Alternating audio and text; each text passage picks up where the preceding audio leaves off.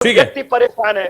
ठीक है। किसी की जनार्दन नहीं मिश्रा सुनी जी के जाती पास, है बिना पैसे। जनार्दन मिश्रा जी आपके पास आना चाहूंगा। जनार्दन मिश्रा जी, जिस तरह से हम जिक्र कर रहे हैं कि ये सरकार लॉ एंड ऑर्डर को लेकर आई, दोबारा जो मिथक तोड़े गए वो सारे रिकॉर्ड तोड़े गए, और दूसरी बड़ी बात यह है कि बेरोजगारी का मुद्दा भी एक बड़ा मुद्दा था जिसको लेकर सरकार ने कहा कि हम नौकरियां देंगे।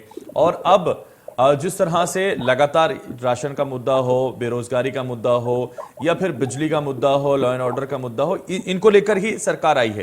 आपने कहा कि काम हुए हैं, लेकिन ग्राउंड इश्यूज बहुत सारे हैं, उन पर भी काम होने की जरूरत है। और ये स्वीकार किया कृष्ण मोहन पांडे ने कि हाँ, वो ठीक कह रहे हैं, अगर कहीं जरूरत है तो वो काम किया जाएगा, प्लान तैयार किया जाएगा। लेकिन अगर हम अब वर्तमान का जिक्र करें, नौकरियों को लेकर, बेरोजगारी को लेकर, 100 दिनों को लेकर, तो आप क्या देखते हैं?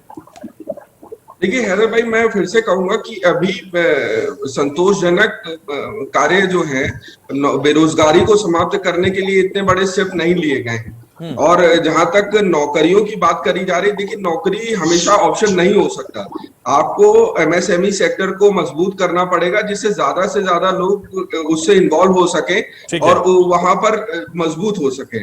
और जहां तक बात है कि देखिए जैसा हमारे सपा प्रवक्ता महोदय कह रहे हैं कि बिल्कुल कुछ नहीं हुआ है, और जैसा हमारे भाजपा प्रवक्ता महोदय कह रहे हैं कि सब कुछ हो गया है, तो ये दोनों ही स्थिति नहीं है। कुछ काम हुआ है और बहुत कुछ बाकी है। स्थिति यही है कि अभी ग्राउंड पर और बहुत काम बाकी है, लेकिन कुछ काम हुआ भी है, उसमें बढ़त हुई है।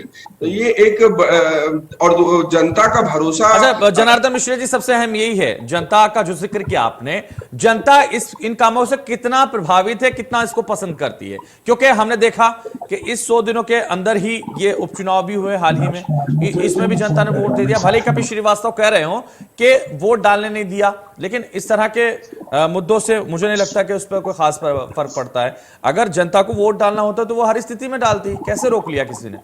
तो इस तरह से अगर जनता ने पसंद कर लिया तो काम हुआ होगा। के आगे तो आप भी वोट नहीं डाल पाएंगे अगर फटकवा दिया जाए।